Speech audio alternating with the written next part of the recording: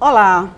Neste programa já falamos muito sobre a violência contra a mulher, sobre as diversas formas de violência. Mas parece que quanto mais a gente fala, mais tem alguma coisa para falar. E dessa vez nós encontramos o ponto certo, a participação dos homens nesse movimento contra a violência à mulher. Porque sempre que a gente fala sobre violência, parece que é uma coisa de mulher, parece um papo feminista. A gente falou muito aqui sobre problemas feministas, mas dessa vez o problema é da sociedade inteira e hoje nós vamos falar especificamente disso. A participação dos homens, a mobilização dos homens nessa rede de proteção ou nesse movimento de mobilização ao fim da violência contra a mulher. O Fala Mulher está começando.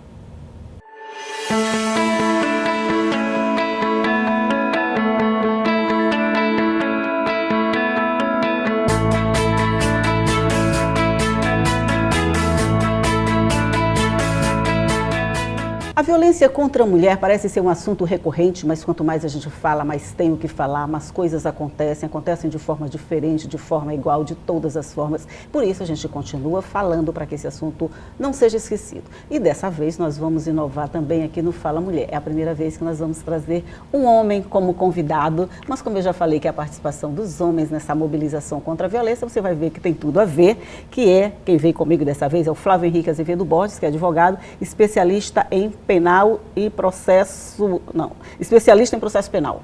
Falei certo? Falou certo. Me bananei, mas é isso mesmo, né? E a Artenira da Silva e Silva, que é pós-doutora em psicologia, já é nossa convidada sempre. Muito obrigada pela presença de vocês e vamos começar o nosso assunto. Por exemplo, quando a gente fala em violência contra a mulher, a gente sempre pensa assim, esse assunto de mulher é chata, fica falando disso o tempo todo. Mas parece que a gente tem que falar sempre, né, doutor? Sempre tem que ser falado. A violência contra a mulher, ela tomou uma proporção onde toda a sociedade deve estar junto no combate a essa violência. Toda a sociedade. Por que eu digo toda a sociedade? Não precisa que a vítima faça esse informe da violência. Qualquer pessoa da sociedade que tenha ciência pode fazer esse informe. E automaticamente o Ministério Público vai tomar as medidas judiciais cabíveis, apresentando denúncia, e nós teremos todo o processo criminal. E no final desse processo criminal, provavelmente, a condenação do agressor, estando tudo provado nos autos.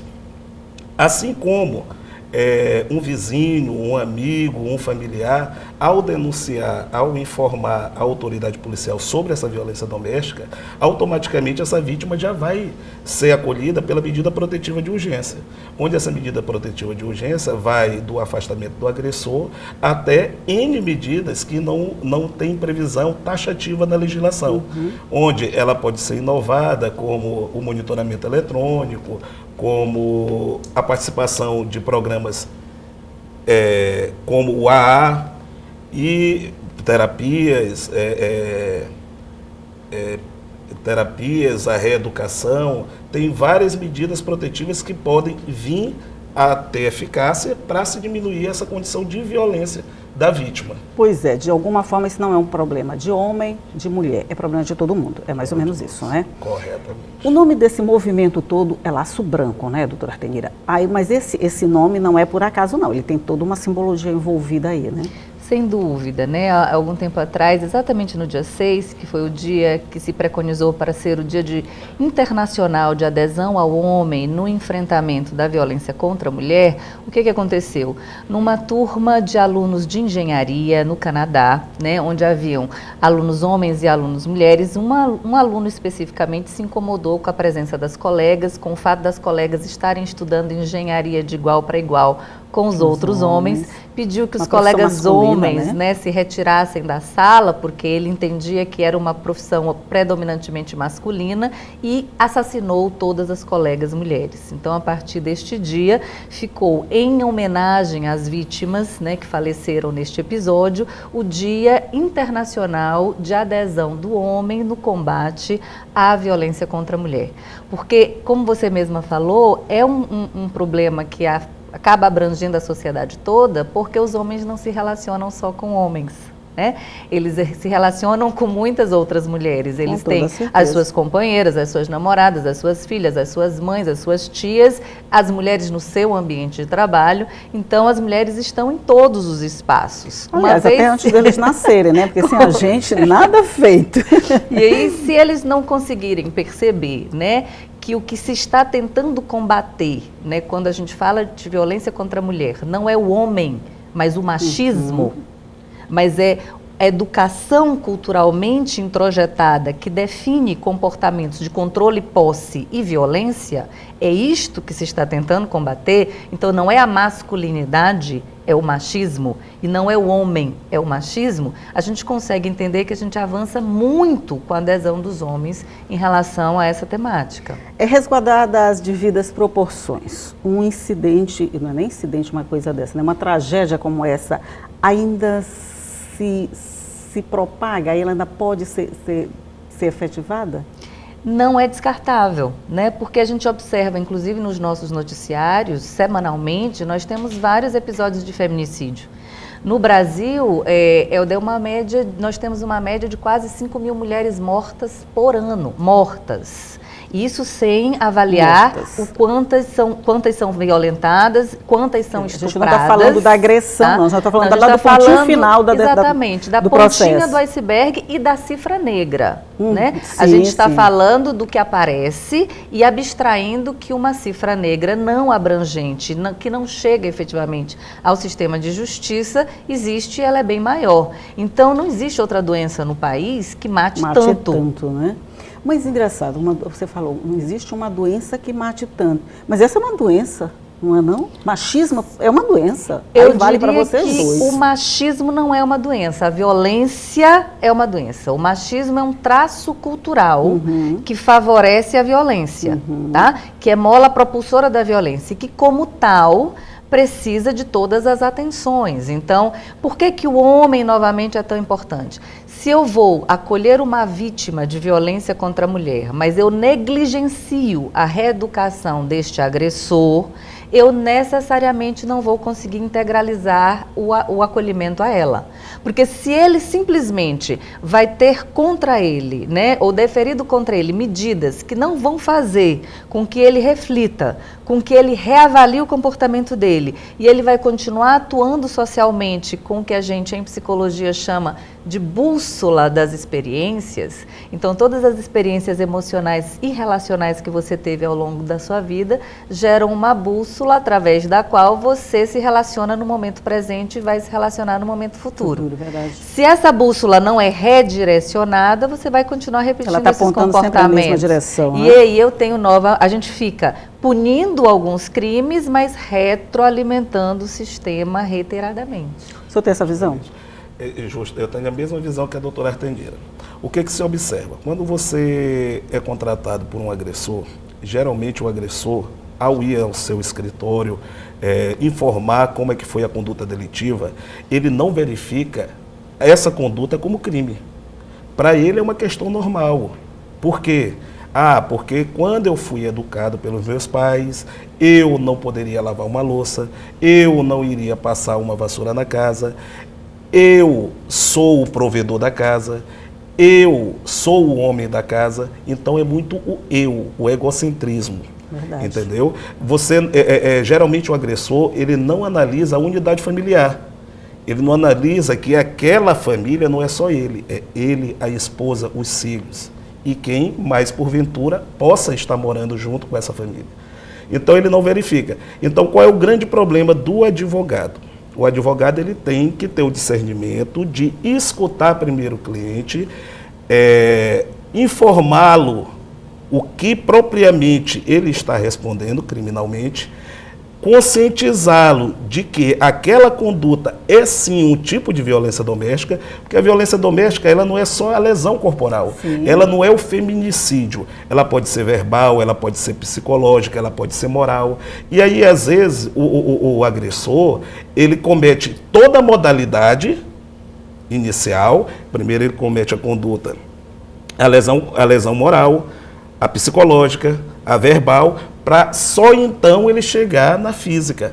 Mas quando você pega esse caso, logo no início, onde ele praticou uma dessas três modalidades, ou psicológica, ou verbal, ou moral, ele não consegue identificar. Ele diz, mas eu não levantei a mão e bati na minha esposa. Sim, mas você não levantou a mão e bateu na sua esposa. Mas a conduta que você praticou foi tão grave quanto a lesão física. Aí só fazendo um parêntese, eu fico pensando assim, apesar de tudo que se fala a respeito, apesar de todas as campanhas de conscientização, palestra, tudo que se faz a respeito, ainda tem homens que não conseguem perceber que determinados comportamentos são de violência? Existem. A maioria. E olha que interessante, Aldo, quando eu ouço o Dr. Flávio falar, né, me vem claramente a ideia de que o primeiro juiz da causa é o bom advogado. E no momento em que ele, como advogado, tem esta postura, eu vou conscientizar o meu cliente de que ele cometeu um ato de violência, sim. O cliente dele vai caminhar de forma A. Mas se ele é um advogado, que é o caso da maioria, que vai tentar mascarar a responsabilidade do seu cliente e projetar a responsabilidade na vítima, ele reafirma o machismo que gerou o comportamento. E aí eu não só tenho uma defesa específica frágil, como eu tenho uma defesa que configura nova violência contra esta mulher. E aí nós temos uma situação em espiral infindável. Então esta percepção de Dr. Flávio, ela é fundamental porque ele se coloca como educador jurídico. O cliente vai chegar e vai dizer, não, eu não fiz nada. E ele vai dizer, fez, olha, natural. Isto aqui é, isto aqui é, isto aqui não é, isto aqui é, para que, a partir desse momento de conscientização inicial deste cliente, ele consiga uma defesa coerente que não incorra em novos crimes. E aí, quando você diz muitas campanhas, ok, mas a campanha ela é distante do sujeito. Se eu tenho muitas campanhas, mas aí a minha mãe, o meu irmão, o meu advogado, os meus amigos vão chegar para mim e dizer, você tinha que ter batido nela mesmo porque ela lhe traiu? Ela é uma vagabunda e realmente ela merecia? E eu tenho isso no dia a dia e no cotidiano, isso é muito mais eficiente que essa campanha. Qualquer campanha de conscientização, né? A gente vai falar no molhado, vai chover no molhado, né? Vai chover no molhado e a coisa vai continuar acontecendo. Aí quando você chama atenção para esse primeiro passo, que é o advogado conscientizar o agressor de que ele é responsável pelo fato, já gera uma diferença. Mas isso não é o comum. Não é o comum. São poucos os casos que você verifica o advogado, de fato, conscientizar o cliente de que ele é o responsável pelo fato e de propor, de já, uma medida protetiva eficaz. Qual seria a medida protetiva eficaz? Uma reeducação e uma terapia. Por quê? Porque ele tem que se desprender dessa cultura machista que foi introjeitada no viver dele. Então, essa parte é com a reeducação e com a terapia. Por quê? Porque nós precisamos de profissionais adequados e qualificados para vir desvendar qual foi de fato o problema, a problemática, o início da problemática, o porquê desse sentimento machista. É um processo complicado. É um processo complicado. Aí é o ponto primordial. Por que não se justifica de imediato uma prisão preventiva ou uma prisão temporária para um agressor? Por quê? Porque dificilmente um profissional qualificado vai conseguir fazer todo esse trabalho de reeducação e terapêutico dentro de uma unidade prisional. Porque nós temos ciência de como é nosso sistema carcerário. Mas aí você não vai bater em outro ponto da sociedade que quer ver aquele agressor preso? Só que a sociedade tem que ter um ponto de discernimento, qual seja, a prisão não é uma vingança. Sim. Eu estou buscando uma punição eficaz. Por quê? Porque eu quero um resultado duradouro, eu não quero um resultado imediato. E uma questão interessante, Helder, é que a prisão, a gente vai fazer um paralelo entre a prisão e o linchamento. Se você perguntar, a sociedade não quer a prisão. Né? Quando ela tem a oportunidade, ela vai linchar. E aí a gente vai defender o linchamento? Ou quando a gente tem, por exemplo, alguém que está em fase terminal de câncer, né, com um nível de sofrimento supremo, que quer o cometimento da eutanásia, pode o profissional cometer a eutanásia? Então a sociedade, no geral, pode pleitear qualquer ação. O que para mim é importante, né, enquanto representante da Universidade Federal do Maranhão, é que os profissionais que estão atuando dentro do sistema de justiça e dentro do sistema de proteção não podem atuar a partir do senso comum. Eles têm que atuar a partir do que é científico, do que é eficaz e eficiente e do que faz sentido. E Dr. Flávio está sendo modesto quando ele diz que alguns advogados apenas fazem esse tipo de defesa. O que a Universidade Federal do Maranhão levantou a nível de São Luís e a nível de Imperatriz, mais especificamente nas nossas varas especializadas, é que agora, depois de avaliadas 150 petições, as dele foram as primeiras que nós achamos com este perfil então, diferenciado. Não são alguns, não são alguns. Eu te diria, até agora, nós nos defrontamos com as petições dele. E por isso elas chamam a atenção no sentido de que elas efetivamente fazem uma propositura que podem efetivamente começar a desnudar ou a dar luz para a resolução do problema, né? Enquanto está se tramitando com a ação penal. E só retornando Mas nós vamos retornar no próximo bloco, porque agora nós vamos fazer um rápido intervalo e vale lembrar que esse programa aqui é um programa da Procuradoria da Mulher da Assembleia Legislativa, feito aqui em parceria com a Diretoria de Comunicação, onde a gente discute todos os problemas da mulher. Se você tem algum, mande pra gente, a gente vai gostar. E a gente vai fazer um rápido intervalinho e a gente volta já já.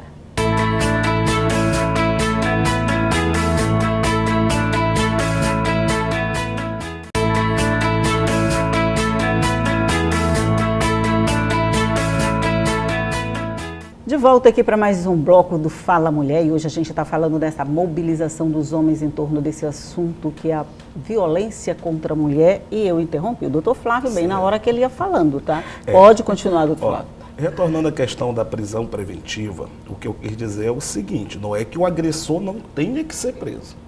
Nesse primeiro momento, o aconselhável seria a aplicação de uma medida protetiva, que ela pode ser aquelas do rol exemplificativo ou ainda outra medida protetiva que se adeque ao caso em concreto, entendeu? E iniciando esse processo de reeducação, de terapia, no qual a doutora Artenira daqui a pouco provavelmente vai falar mais um pouco, se vai analisar o que se evoluiu com esse agressor. E lembrando que a medida protetiva, ela uma vez imposta, proposta, autorizada, deferida, não sendo cumprida pelo agressor, automaticamente é decretada a prisão preventiva. Então não é dizer que o agressor aqui não vai ser preso, até porque ele vai responder ao processo crime. E no final desse processo crime, provavelmente ele vai ter uma condenação. Certo, certo. Entendeu? Agora, que se faz necessário tanto a reeducação como a terapia, que para mim são as duas medidas protetivas mais eficazes para que se tenha um resultado prolongado, um resultado definitivo. Entendeu? Combinado com o monitoramento eletrônico, que vai dar garantia para a vítima, porque é muito fácil ser definida uma medida protetiva de afastamento. Mas quem garante que aquele agressor de fato está afastado da vítima? A gente tem vários exemplos de que não funcionaram, né? Quem garante que aquele agressor, que a vítima está segura? Entendeu? Agora, o monitoramento eletrônico, não. Eu tenho uma maior segurança, porque sabemos os passos do agressor. Ok. E quando a gente fala em terapia, doutora Artenira, que ele frisa muito como uma das medidas protetivas, a senhora defende essas terapias, é isso, né? Sem dúvida alguma. Né? E olha que ele faz uma diferença entre a reeducação e a psicoterapia. Porque na reeducação, eu vou reeducar em relação a conceitos machistas ou de conteúdo patriarcal introjetados. Como é que esse sujeito foi educado? Quais são os papéis de homens e de mulher para ele? Como é que ele entende que é o papel masculino dele nas relações afetivas dele? Como é que ele vê o papel da mulher? E eu vou trabalhar vários temas no que diz respeito a ele ter uma reeducação neste sentido. No entanto, quais são os principais comportamentos do agressor que geram a violência? Controle, posse, ciúme exacerbado. Tá? Esses três comportamentos, eles escondem dois traços de personalidade que para a psicoterapia é muito importante. São normalmente homens inseguros e com uma autoestima rebaixada. E por conta de serem inseguros e com uma autoestima rebaixada, eles precisam subjugar, eles precisam controlar. Eles precisam se sobressair. Mostrar para eles mesmo que eles podem. E eu atendo vários agressores no consultório e às vezes algumas colocações que eles fazem são interessantes de serem observadas, né? Eu não gosto quando as pessoas se dirigem a mim me chamando de o marido da doutora. Tá? E aí essa é uma colocação que me faz refletir com ele. Por que não?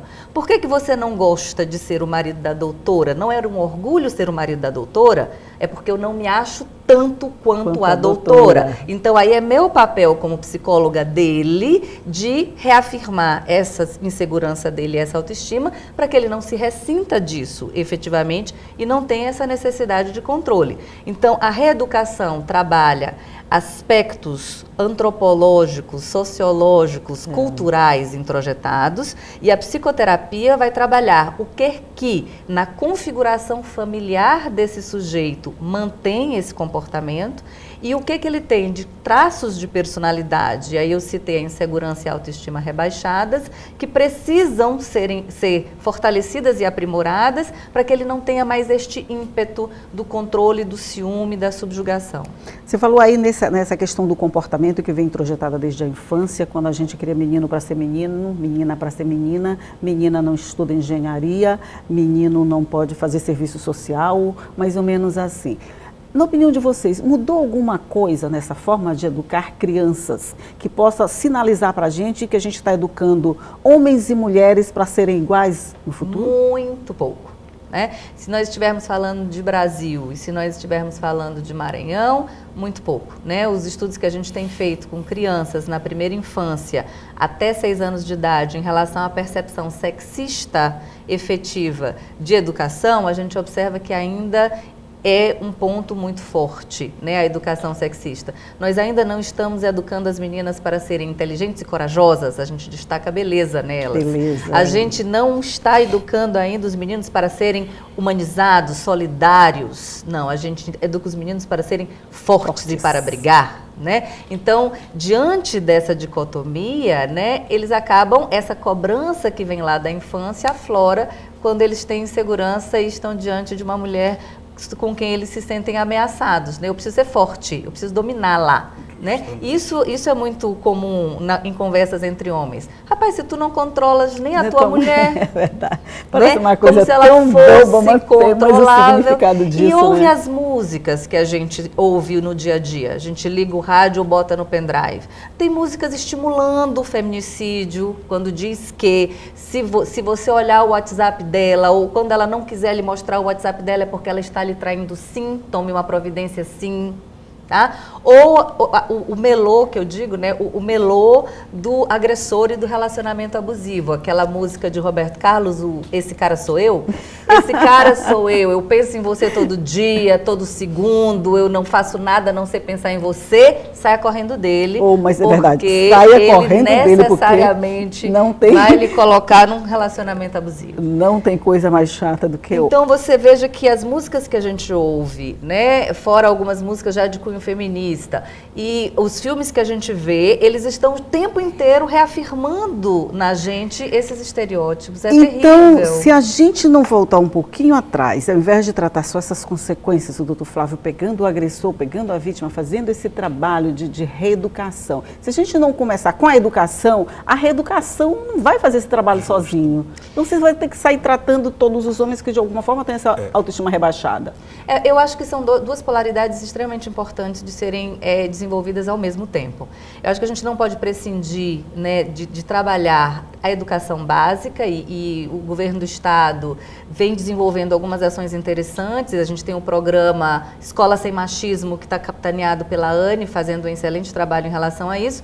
Mas se a gente não atacar de frente, de forma séria e de forma muito comprometida, a reeducação do agressor e a reeducação da própria vítima para entender que a violência não foi só a lesão física, né? Que o que ela vinha sofrendo antes já era violência e já deveria ter sido denunciada. E se a gente não qualificar o sistema para entender e devidamente punir essas agressões, a gente vai ficar efetivamente, a gente vai continuar enxugando gelo. Tá? Então a gente precisa da reeducação imediata do agressor depois que o crime já foi cometido, a gente precisa da reeducação da vítima para que ela possa, né, ser prevenida em relação a voltar com esse agressor ou a ter outro relacionamento abusivo, e ao mesmo tempo a gente precisa que o sistema de justiça todo reconheça a violência psicológica e moral como a base da pirâmide.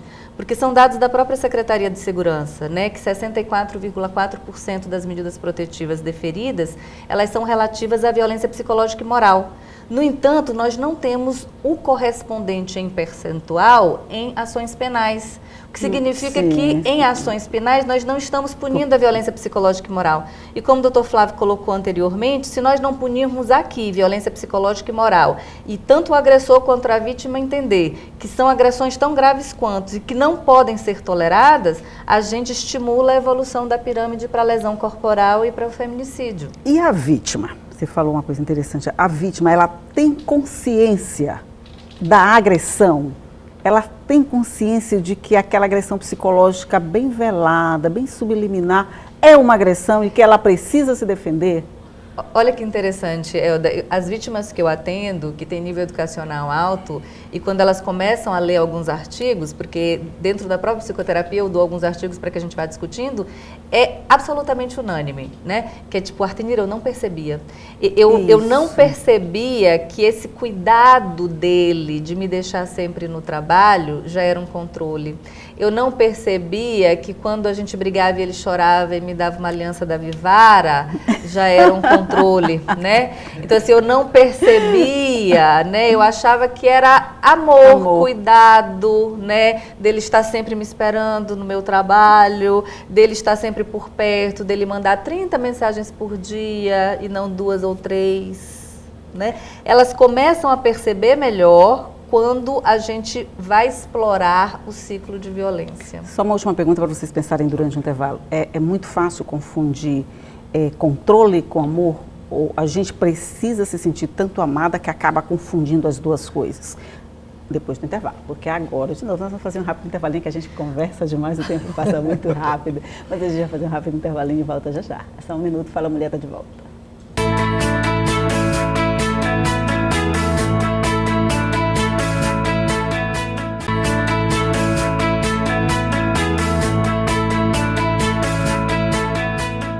De volta aqui para esse que já é o nosso último bloco de conversa sobre essa mobilização dos homens, essa participação dos homens no combate à violência contra a mulher. E a gente estava falando dessa questão de amor e de controle.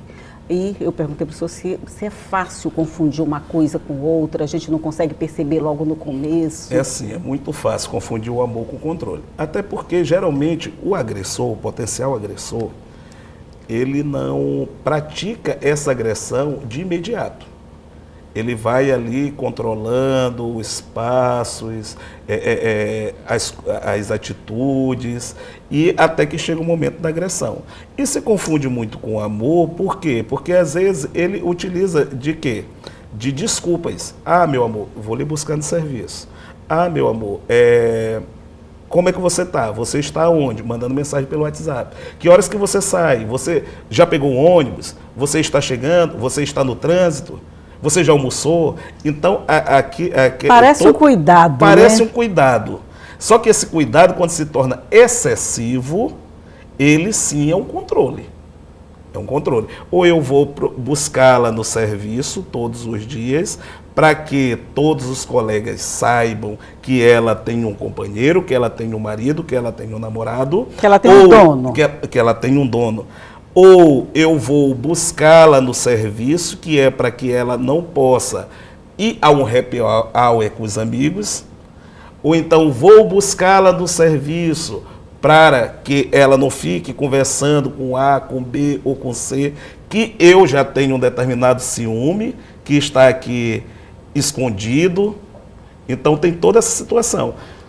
E a mulher... Da qual você tem que tomar muito cuidado, tem que observar, porque na realidade todos nós gostamos de carinhos. Pois é, isso que eu digo, porque todo mundo diz que a mulher ela é levada muito pelo que ouve e o homem pelo que vê, né? Quando a gente escuta essas promessas, essas coisas todas, no primeiro momento, a primeira reação é se sentir valorizada. Ah, o fulano está apaixonado por mim, está me amando. Isso pode embotar um pouquinho a percepção das coisas. Pode não, normalmente embota. Essa questão do amor romântico que a gente tem contato em todos os espaços, né? De novo, livros, filmes e músicas, faz com que a gente tenha essa expectativa e isso seja um pouco confundido no início de um relacionamento. né?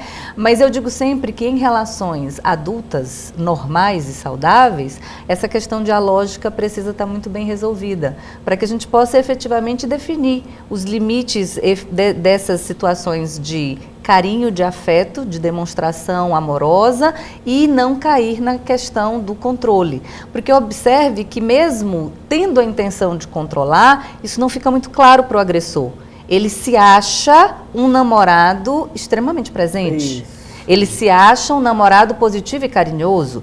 Ele se acha melhor do que a maioria dos namorados. Então, ele defende essa tese. Ele não faz isso, e a gente precisa entender isso, maquiavelicamente, de caso pensado, com a intenção de controlar. Não, se ele fizesse isso desta forma, ele não chegaria a cometer a violência que vai comprometê-lo à luz da Lei Maria da Penha. Ele faz sem se dar conta clara de que isto é posse, de que isto é controle e de que ele não vai ter como controlar o que ela pensa. Porque ele pode controlar o WhatsApp, é um exemplo que eu sempre dou para os agressores que eu atendo. Ele pode controlar o WhatsApp, pode controlar o Facebook, mas quando eu digo assim, como é que você vai controlar se ela tiver conhecido alguém que a impressionou e ela pensar nessa pessoa várias vezes por dia?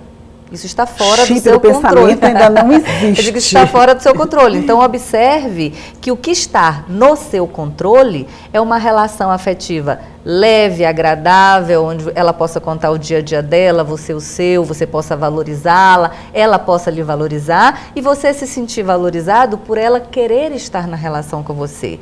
Isto é o que você pode controlar de fato. E a vítima, a mulher, no caso não é de vítima que nós estamos falando, mas assim, a mulher, de alguma forma, ela gosta disso, ela pode querer ficar com aquele homem apesar de tudo? O senhor tem essa vivência no dia a dia? Sim. O que se observa nas áreas de violência doméstica é que, geralmente, a vítima, tanto nas áreas de violência doméstica como na própria delegacia da mulher, as vítimas, elas vão, denunciam, elas querem que aquela violência cesse, mas elas não querem um mal maior ao agressor. O mal maior que se diz aqui seria a prisão do agressor. Elas querem, é como se fosse assim, eu vou até o juiz, como elas mesmas dizem, eu vou até o juiz vai conversar com ele, vai determinar que ele siga algumas regras e essa situação vai cessar. O que se observa é que após darmos início tanto à ação penal quanto uma medida protetiva em curso, geralmente a vítima, nesse interine, ela faz as pazes com o agressor e ela mesmo tenta pedir o arquivamento de ambas.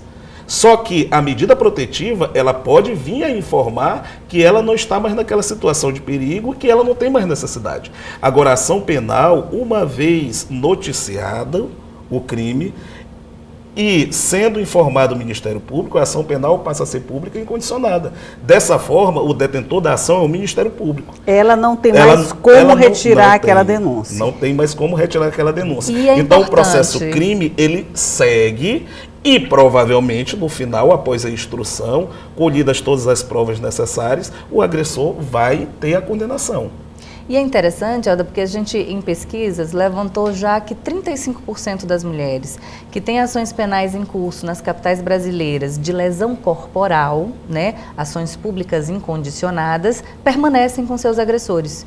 E a sociedade precisa entender que a gente não tem que julgar isso. Né? Não cabe a nós julgar se elas permanecem, se elas não permanecem, se elas se separam, se elas não se separam, se elas voltam uma vez, se elas voltam duas vezes. Elas têm todo o direito de quererem permanecer com aquele sujeito, mas não de aceitar a agressão. E da sociedade aceitar que ele a agrida, ou dos seus familiares ou seus amigos aceitarem que qualquer tipo de violência seja perpetrada. Então, a questão do casal em relação a manter ou não o relacionamento não vem para a esfera do sistema de justiça. O que vem para o sistema de justiça é que a violência cometida é grave, se ela não for punida e aquilo não for devidamente tratado de uma forma a espelhar a complexidade da especificidade da violência doméstica, ela volta para a sociedade em forma de nova violência. E aí a gente vai, né, em espiral, não conseguindo conter esse ciclo. Muito... Assim, só fazer assim, mas ninguém pode chegar a dizer, mas essa mulher é sem vergonha, ela volta para esse marido o tempo todo, apanha que só e volta, eu não vou mais fazer nada. Não se pode chegar a essa conclusão, de jeito nenhum. E esse julgamento, novamente, é um julgamento, eu diria, leviano. Por que é um julgamento leviano? Porque quem diz isso está vendo apenas os espancamentos. Mas este homem, como todo homem, vai ter aspectos positivos. E quem conhece os aspectos positivos é ela. Isso. Tá? Então, ela, quando ela reage a partir da violência e a partir dos aspectos positivos. E nós não estamos habilitados a julgar a vida do outro, porque só o outro tem legitimidade para avaliar a sua própria vida. Então, a gente precisa entender que a gente julga a nossa própria vida. E em relação à violência contra a mulher, a gente deve julgar o ato de violência cometido e a gente deve advogar a punição, não necessariamente adentrar ao relacionamento que está em jogo ali. É que julgar a vida dos outros é mais fácil. É mais fácil. E quanto ao sistema de justiça, nós julgamos papel. Nós analisamos papéis. Não verdade. Tem como se entrar na particularidade de cada família. Entendeu? O que ocorre? Existiu um caso de violência doméstica? Existiu. Pode ter sido um caso sui generis, aquele único, aquele particular, que tem que ser noticiado, tem que ser denunciado, tem que se abrir o procedimento, tem que se dar início à ação penal ou uma medida protetiva, mas tem que se analisar também o outro lado. Qual é o outro lado? A unidade familiar. Esse casal constituiu uma família. Este casal provavelmente tem filhos. O filho vai continuar sendo filho do agressor e da vítima. É verdade. A criança tem o direito de conviver com o pai e com a mãe, independente de como é que está essa relação. Se essa relação é tumultuada, se existe um caso de violência, se eles já não concordam, já pouco se falam. Isso aí, utilizando de um leque, até já puxando para a esfera do direito de família, você tem que analisar aqui o melhor interesse da criança. E observe aqui, Elda, o quanto que isso é complexo. Quando um feminicídio é noticiado, você ouve a notícia da morte da mulher e da prisão do agressor. Mas você não ouve a notícia em relação a para onde essas crianças foram encaminhadas para acompanhamento. O que acontece a partir e as daí? pessoas que coabitavam com o agressor e com a vítima foram encaminhadas devidamente para assistência psicossocial? Porque a assistência psicossocial para as famílias, né, e especialmente para as crianças que estão dentro desse contexto, é fundamental para que a gente não tenha a chance delas próprias retroalimentarem a violência depois. Porque relação de marido e mulher é uma, relação de pai e mãe com a família é outra completamente diferente. Justamente, isso, aí né? nós voltamos novamente à necessidade da terapia. Isso. A terapia não é só para o agressor, a terapia não é só para a vítima. Tem os filhos do casal. São para as duas famílias. Tem os outros familiares que conviviam nesse ciclo de, vamos colocar entre aspas, porque nem sempre foi assim, de violência doméstica. E é interessante de observar que o título, como é que a gente caracteriza essa violência? Violência doméstica e ou intrafamiliar. Mas quando a gente só foca na vítima e no agressor, a gente está trabalhando num contexto complexo de violência familiar como se fosse social. E não é social entre dois estranhos, é familiar. E eu preciso efetivamente me perguntar o que está acontecendo. E a gente tem em São Luís casos famosos. O caso do Lucas Porto. Alguém se pergunta em como estão as 4 meninas envolvidas? As 2 filhas dela e as 2 filhas dele? Que nesse caso era mais do que familiar, porque está mesmo dentro da própria família. Passaram de ano, estão saudáveis, estão em acompanhamento psicoterápico, estão felizes, estão socializando ou não? Não, tá? realmente a gente então, não ouve falar. É muito da importante. Mariana, da vítima, né? Pois é, mas aí essas pessoas permanecem. E essas meninas estão na pré-adolescência e vão se relacionar com outras pessoas amanhã. A Alana faleceu, mas tinha um irmão de 5 anos. Esse irmão de 5 anos tem o mesmo pai que a assassinou e vai ser criada pela mãe que teve uma filha morta por ele. Esta dinâmica não é complexa? Nós já encaminhamos essa dinâmica aqui para que esse menino de 5 anos hoje, daqui a 10, não cometa um ato de violência contra a namorada? Porque ele passa... Quantos pontos a gente pega só numa fala, né? Porque a criança vai ser acostumada a conviver com aquela violência. Então, ele pode, no futuro, ser um potencial agressor. Porque para ele aquilo era normal.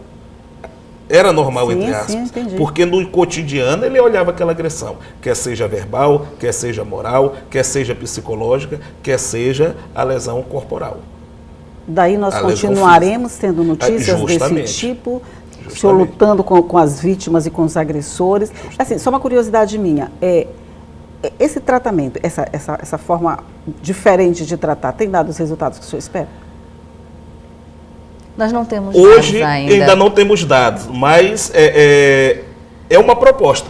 É uma proposta que está sendo bem vista pelo judiciário, está sendo bem vista pelas juízas da vara de violência doméstica, pela própria academia, pela com os nossos própria academia. estudos. Então, é uma proposta que aguardamos aí que tenha êxito e que outros colegas também passem a trabalhar dessa forma.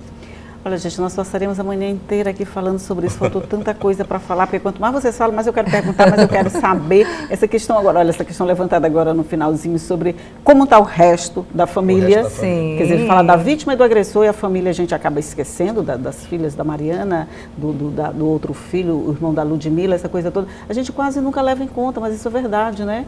E a gente precisa saber os estragos que uma coisa dessa produz. Porque imagina uma criança de 5 anos, aí, cadê seu pai? Ah, meu pai está preso porque ele bateu na minha mãe, meu pai está preso porque ele matou minha irmã. É para as outras, cadê seu pai? Meu pai está preso porque matou minha tia. Não, e a questão de o seu pai é um monstro. Justo. Se o seu pai é um monstro, você é o quê? Um monstrinho.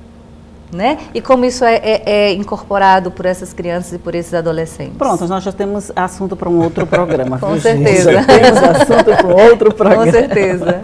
Olha, muito obrigado, Flávio Henrique Azevedo Borges. Nós somos parentes de alguma forma. por essa primeira participação masculina no Fala Mulher. Muito obrigada, doutora Artemira, por mais uma participação no nosso programa. Eu que agradeço. A gente fica muito agradecido por tratar levemente de problemas tão pesados como esse. Mas muito obrigado pela participação de vocês. E você já sabe que o Fala Mulher é feito com a sua participação. Mande pra gente um assunto que você quer ver discutido aqui, sempre relacionado com a mulher. A gente está sempre falando aqui da mulher. Esse é um espaço para falar de problemas específicos de mulher, mesmo que seja com a participação masculina ou também com a participação masculina. Mas você já sabe que esse é um programa da Procuradoria-Geral da Mulher da Assembleia Legislativa e que é feito pela Diretoria de Comunicação. E a gente vai estar aqui aguardando a sua participação. Quem sabe você não vai ver esse assunto discutido aqui. Tchau e até a próxima.